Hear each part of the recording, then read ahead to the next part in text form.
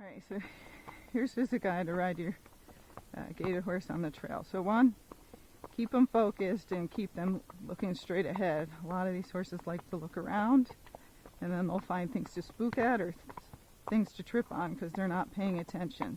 So see, he's kind of looking off to the right.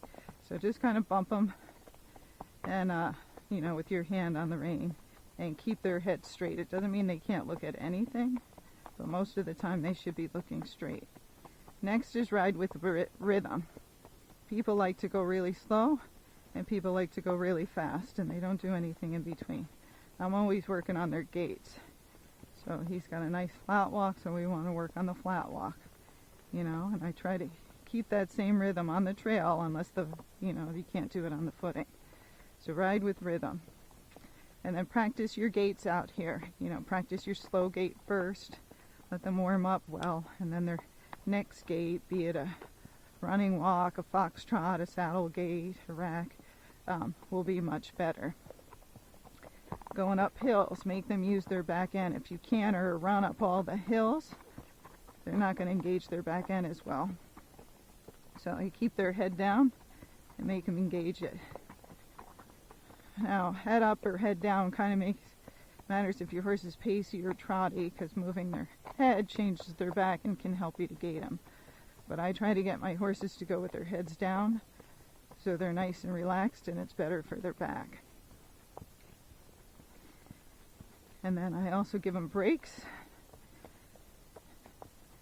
And with your friends, try to keep them riding the same rhythm too. If you're too fast, you know, you might want to ride in the back and let them control the speed. But I try to have everybody keep going the same speed so we're all at a flat walk. And then we just communicate back and forth with each other.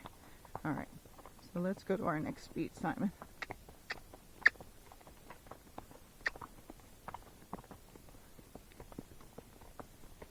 So now I'm going to try and keep this speed. Now the horse will change because they're trying to do what's the easiest. And if you're working on their gait, it's not going to be the easiest thing for them. It's just like you going to the gym. It's not easy. You got to work out. So you'll see he's got a nice head shake. It's nice and smooth. Sometimes it looks wobbly because I nod my head around. You don't realize how much you move your head until you put a camera on it. So even around this turn, I'm trying to keep that same rhythm.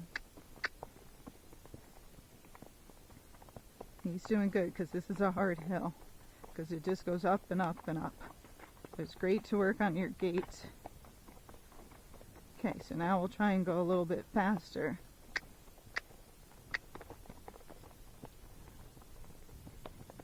So now I'm going to keep this speed. He just tried to bring his head up. I just put some pressure on the reins to bring his head back down.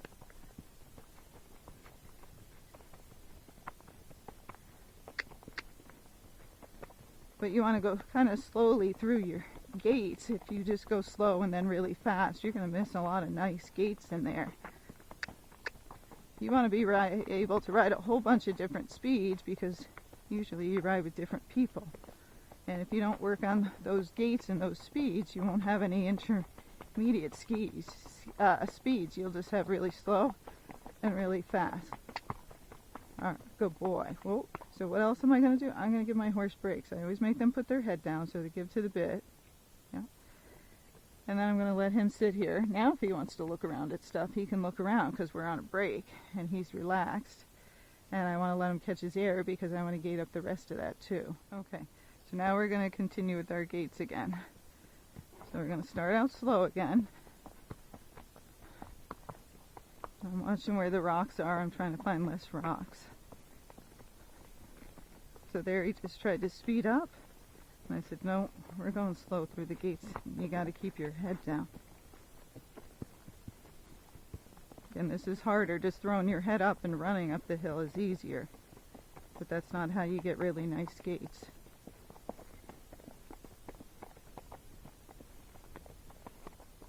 So now I'm going to stay at this speed if I can.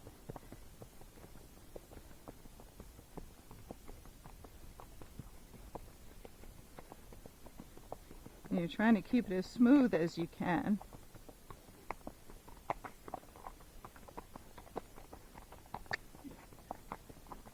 It's hard to practice this with your friends unless they're willing to do it.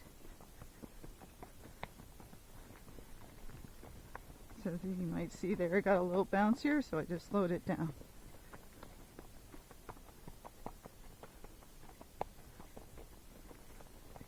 So keep that rhythm.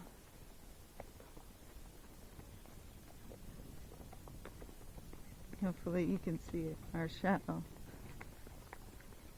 So if it gets bouncy at all or I don't like it, I'm going to slow it back down. You don't usually speed it up. You usually slow it down to get out of it. Okay. So now, getting tired, that's when I'm going to practice the canter.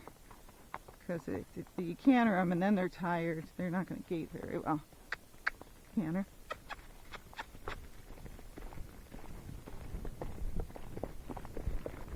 So he just broke into a trot, so we're just going to try it again. You'll see he kind of popped his head up because he was looking at stuff.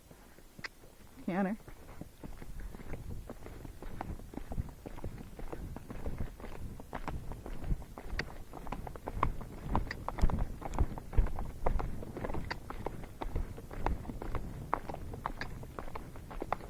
Walk. So Simon sometimes, like a lot of them, will fall out of the canter. So canter some, give them a break, and then we're going to ask them again. And usually if they're falling out of the canter, they're going back into their gait. Usually you have to go faster to keep them in it, right? So you might have to carry a little stick or spurs and just make sure you can keep them cantering first before you try to slow the canter down. Canter.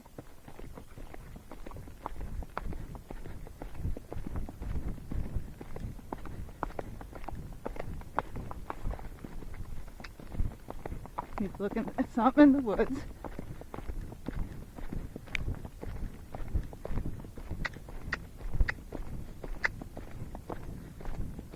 Walk. Good boy. Good job, buddy. So, then we get the canter, and then you go back to the walk. You're trying not to kill them, so you got to reward them for what they're doing. He did great.